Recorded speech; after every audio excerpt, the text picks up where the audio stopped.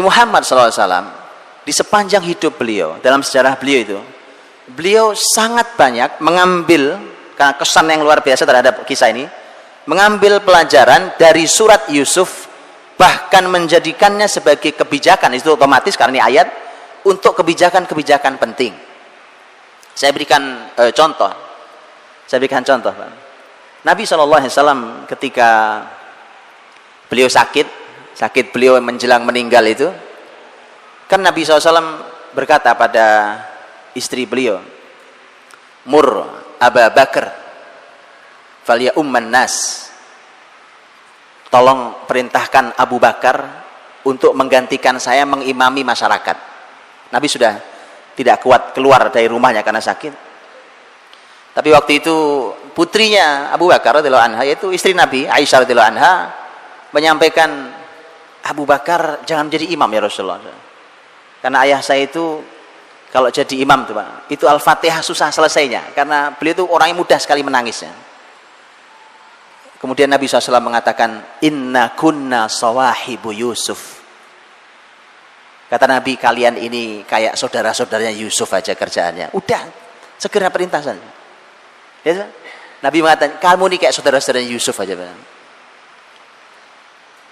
Dalam hal yang lebih penting dari itu, lebih besar daripada itu adalah ketika Rasulullah SAW diberikan anugerah Allah Subhanahu wa taala fatham mubina, inna fatahna laka fatham mubina. Kemenangan besar Nabi SAW adalah Fathu Makkah tahun 8 Hijriah, ketika Nabi SAW berhasil membuka Mekah, membersihkan dari kemusyrikan masyarakat yang mendapat hidayah. Begitu mendapatkan hidayah, antum sudah bisa bayangkan peristiwanya, bisa digambarkan, silakan dibayangkan. Beberapa pembesar yang masih hidup, orang-orang Quraisy yang dulu menyakiti Nabi SAW, yang dulu menghina Nabi SAW, bahkan ada yang hampir berniat membunuh Nabi SAW, itu ternyata ketika Nabi sudah menguasai Mekah, terbayang oleh antum betapa gemetarannya mereka. Apalagi Nabi masuk Mekah itu, Nabi sempat mengumumkan orang-orang yang halal darahnya walaupun sedang bersembunyi di balik kiswah Ka'bah. Disebutkan nama-namanya, termasuk yang dihalalkan darahnya adalah Ikrimah, putranya Abu Jahal. Itu anak sama bapak sama, satu setel itu Pak. Tapi subhanallah, Ikrimah nanti menjadi muslim yang mukmin yang sejati.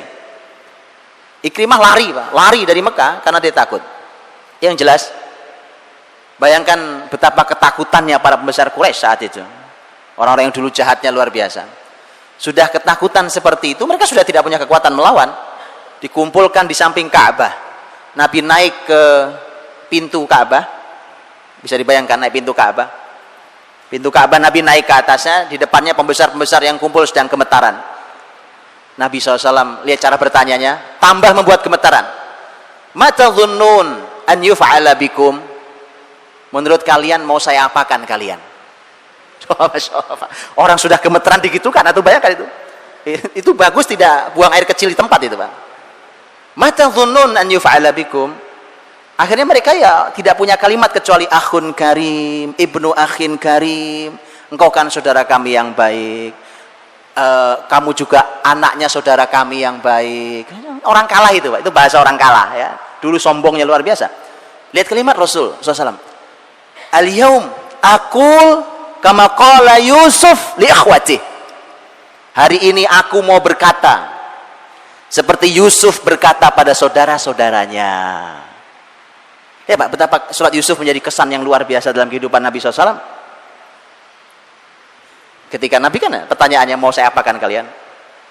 Apa yang dikatakan Yusuf pada saudara-saudaranya di akhir kisah yang tadi dibacakan dengan menyentuh hati oleh ananda kita, oleh Muhammad, betapa luar biasa.